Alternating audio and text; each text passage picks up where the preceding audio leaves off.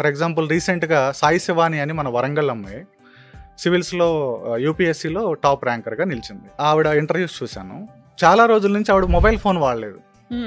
ఈ టైంలో mobile phone వాడినటువంటి వాళ్ళు ఎవరినన్నా చూస్తామా మనం? అసలు చూడం. సో తను మొబైల్ ఫోన్ వాడకుండా సాక్రిఫైస్ చేసి తన టైంని అంతా ఒక గోల్ పెట్టుకుని చదవటానికి ట్రై చేసింది. తన గోల్కి తన సాక్రిఫికేషన్కి ఒకటే కాదు, ఆ చుట్టుపక్కల వాళ్ళ పేరెంట్స్ ఎంత బాధ్యతగా తీసుకుని తనకు ఆ ఫెసిలిటీ ఇచ్చుంటారు. అంతే కదా. ఇప్పుడు నేను మొబైల్ ఫోన్ వాడలేదు అంటే నా ఇంట్లో నా వైఫ్ ఆర్ నా ఫ్యామిలీ మెంబర్స్ ఎంత సపోర్ట్ చేస్తే నాకు మొబైల్ అవసరం లేదు. అవును. సో అలా అందరూ బాధ్యతగా ఉండలేరు కాబట్టి సో ఇలాంటి వాళ్ళ కోసం ఇలాంటి క్యాండిడేట్స్ అందరినీ ఒక దగ్గరికి చేరిస్తే వర్క్ చేసుకోవచ్చు, పిహెచ్డి థీసిస్ రాసుకోవచ్చు, ప్రిపేర్ అవ్వచ్చు. ఇలాంటి వాళ్ళందరినీ ఒక దగ్గరికి చేర్చి వీళ్ళకి కావాల్సిన అంబియన్స్ క్రియేట్ చేసి మనం బాధ్యతతో వ్యాపారం స్టార్ట్ చేస్తే వాళ్ళ ఆ ప్రిపరేషన్ టైం చాలా వాల్యుబుల్గా వాళ్ళు ఉపయోగించుకోగలరు.